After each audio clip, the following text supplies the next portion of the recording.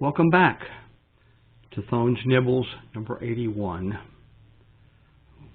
covering the general material and part of John chapter 13, the Son of Man glorified. This all comes from John chapter 13, verses 31 through 35. So, when he had gone out, Jesus said, "Now the Son of Man is glorified, and God is glorified in him. If God is glorified in him, God will also glorify him in himself, and glorify him immediately. Little children, I shall be with you a little while longer. You will seek me, and as I said to the Jews, where I am going, you cannot come. So now I say to you, a new commandment I give to you, that you love one another as I have loved you, that you may also love one another. By this all will be known that you are my disciples, if you have love one for another." And so the topic here is love one another. Why is this in the Bible, you may ask? And this is to explain how disciples should treat each other. Okay, this is it's not a law, but it's a rule of good practice that those who love God should love one another as well. Who's it written to? It's basically his disciples and the communications.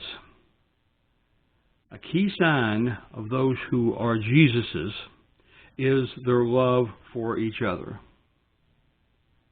And I think if you go into a church setting and you look around,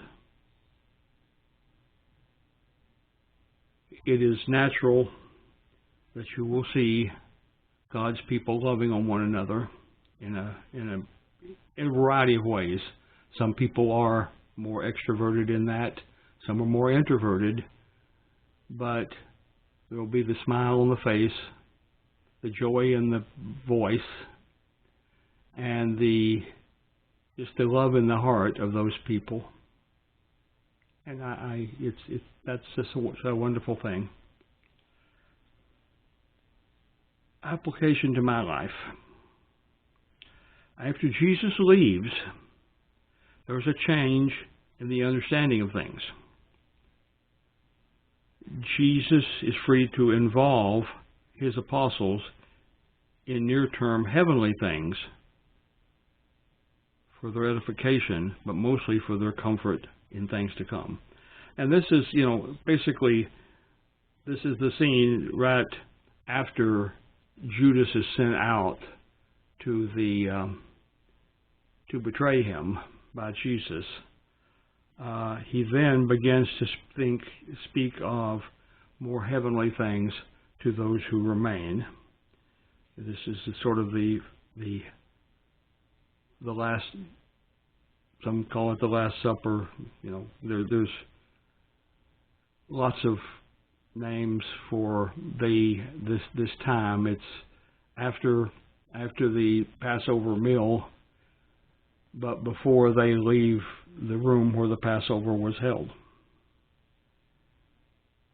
God says to me, love is the best public witness we can display. And what does that mean? Well, I wear a cross around my neck right there, and that is a witness that I'm a Christian. I may carry a Bible with me sometimes not. And that may be a sign to many that I'm a Christian. But my public attitude,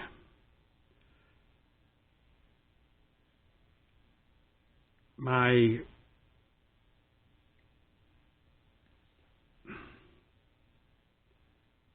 my actions, my countenance, my voice. That is in many ways more comforting and witnessing to other people than me stopping in front of them and preaching a sermon in their face. In fact, as often as not, that particular action has a negative effect.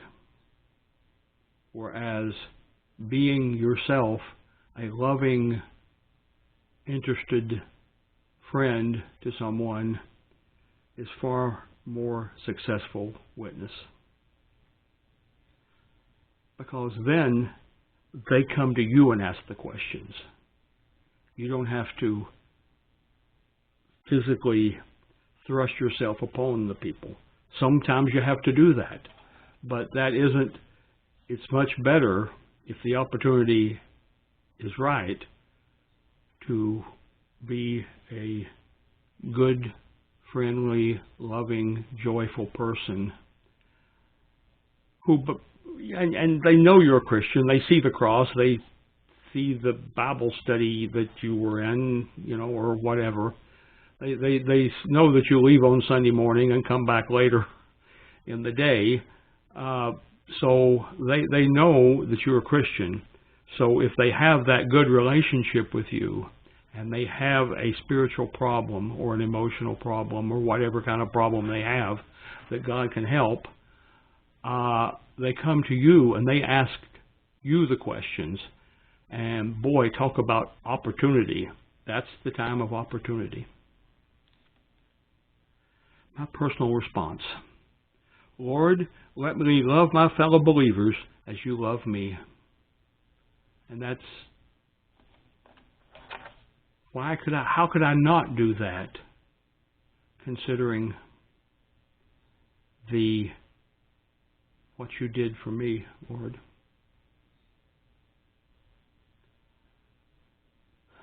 That completes this lesson, and we'll see you next time.